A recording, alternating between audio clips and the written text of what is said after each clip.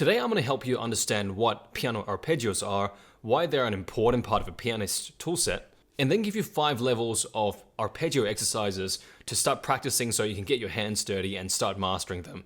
As a bonus at the end, I also want to give you some tips on how to play them with control and how to play them quickly. So arpeggios, what are they? Let's say we're in the key of D major, D, F sharp, A.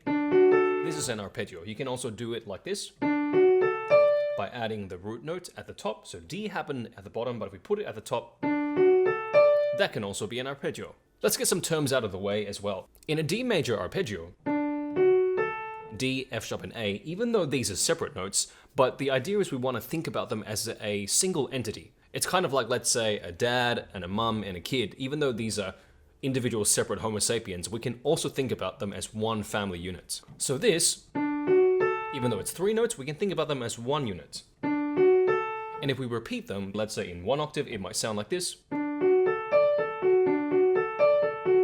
In 2 octaves, it might sound like this.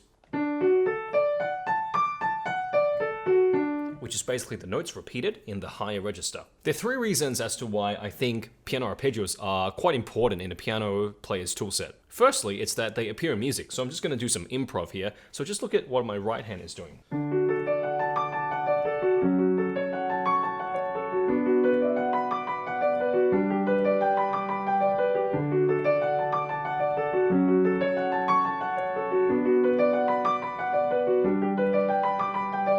So it kind of sounds like, wow, I was playing a whole bunch of notes there. But the way I actually thought about what I played was I was just playing 4 entities, 4 families of chords or arpeggios. You don't have to know what these mean yet, but what I was playing was chord 1, chord 3, chord 6, and chord 4 in the key of D major. You can hear that this little thing I played, it sounded like a decent piece of music. So arpeggios, once you learn them, you can apply them and play them within music. Second reason is that they help us to learn about chords. As I was alluding to before, I was playing a bunch of notes there, but to the beginner ear, they might think, wow, you're playing so many notes. Can I learn note for note what you just played? But what I want to try to teach you today is to actually not think about them as individual entities, but families of arpeggios. So for example, what I just played there, I used 4 chords or 4 sets of arpeggios. We have the first one, which is D major, D, F sharp, A, D major. And then we also have chord 3, which is F sharp, A, C. Okay, that's chord 3, and then we have B minor, B, D, F sharp, and then lastly we have G major, G, B, D. I was basically using those basic chords or basic arpeggios to create something kind of nice.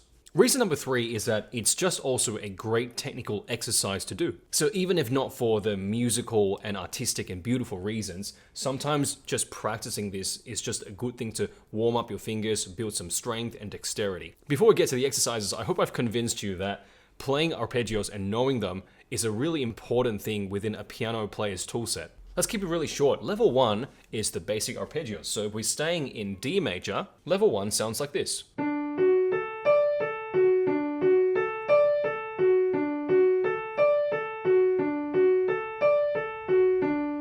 As you're starting, try to run it through once and then maybe upgrade to 2 times or maybe 4 times. So you're gonna do 1, 2, 3, 5, come back down the same way. Real easy. And then for left hand, you're gonna wanna do 5, 3, 2, 1. The left hand is a mirror image of the right, so it has obviously very different fingerings.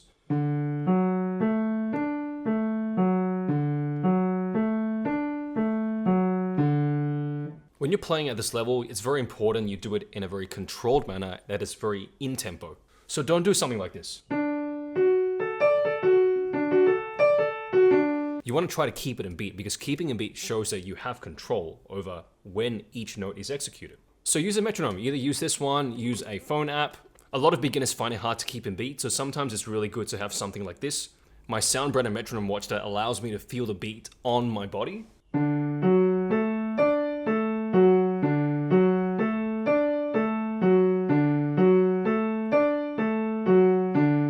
Really allows me to know if I'm actually keeping in beat. As I just showed you there, once you've done right hand and you've mastered that and left hand and you've mastered that, it's now time to put them together. Boom, boom, boom, boom, boom, boom, boom. Level 2 is a 2-octave arpeggio, so it looks like this.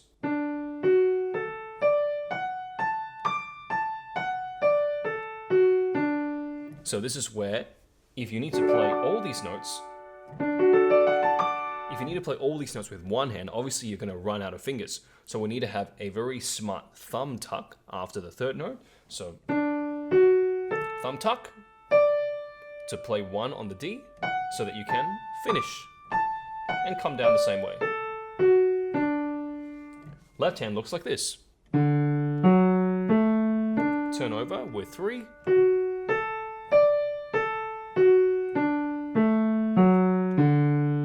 And once you've mastered those, obviously now try hands together.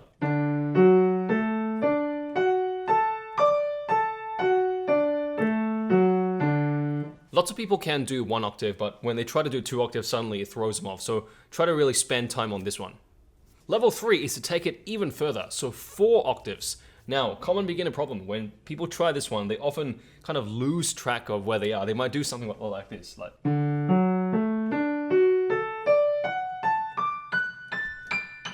Wait, where was I again? How many octaves have I done? So it's really important when you're doing 4 octaves to know exactly where your start point and your end point is. So let's say my right hand, if I'm starting here, I need to probably calculate first. That's 1 round, 2 rounds, 3 rounds, 4 rounds, and I'm gonna end here.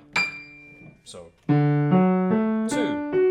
3, 4, peak of the mountain, come back down.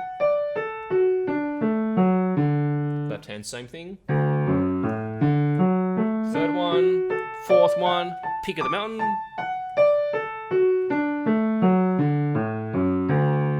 And obviously then try hands together.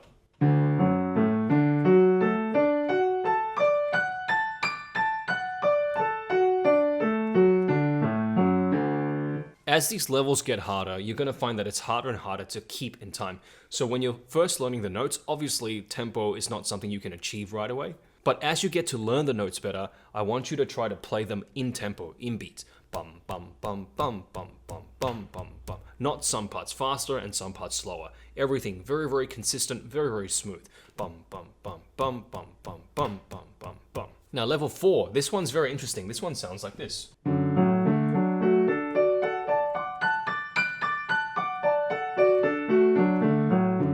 Now, what's happening there? Sounds really beautiful, this one. I really love this one.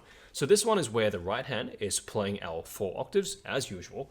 But left hand, instead of starting on the same note as the right hand, which is D, you're now going to start the left hand on the F sharp. So it's playing the same thing, but it's just kind of starting in a different spot. So instead of starting on D, you're going to start on this F sharp and play the same thing as you would.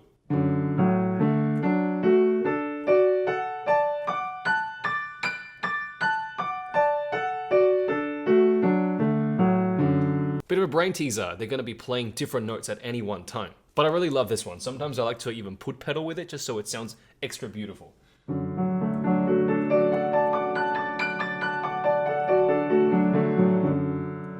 Let's move on to level 5, which is a 4-note arpeggios. So far we have done 3-note arpeggios and we've repeated it across octaves. Now we're going to do 4-note ones, which looks like this.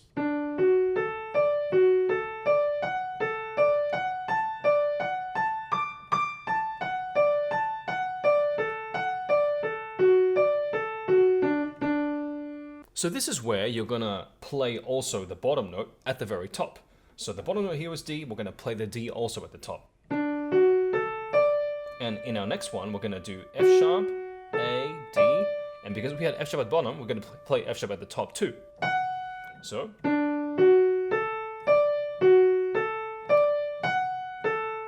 And A at the top, and D at the top. So we're just adding kind of like one more note to each block of notes. So fingerings for right hand are 1, 2, 3, 5. And this one we're going to have to use our thumb on the black notes. I know in previous videos I've said thumb doesn't really go on the black, but this time it's necessary. 1, 2, 4, 5. And we have 1, 2, 3, 5. 1, 2, 3, 5.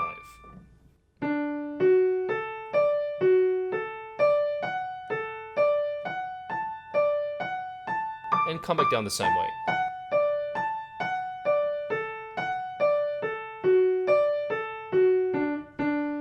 Some people in that third block, they like to use 4 here rather than 3. So see which one's more comfortable for you, whether 4 or 3 for that F sharp in that third pattern. This one. whether you prefer 3 or prefer 4. I tend to use them interchangeably. I like to practice with both, so I can use both.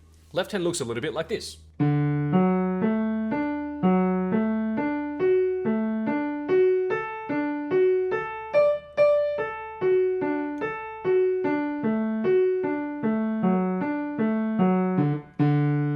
For all these arpeggios, I recommend you to start first slowly and then try to increase the speed every now and then.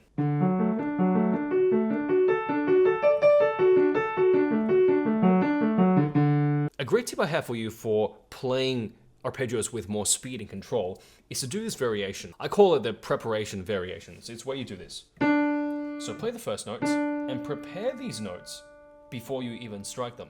So that means rest your fingers already on the key. Prepare them. Okay, play the next one and prepare the rest. Look, this one's already on there, that's already on there, they're all ready to go. Prepare. Prepare. So what I don't want you to do is something like this. Like kind of like one by one, figure the notes out as you go. This is a very beginner way of playing. The professional way of playing is always early preparation. Prepare. Prepare. Prepare. So you kind of need to be your own teacher when you do this exercise. Play the first note and prepare the rest, and only when you've ticked off and you've prepared the other ones, do you then play them.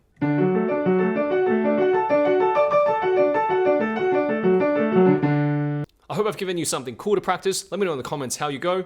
Catch you in the next piano tutorial.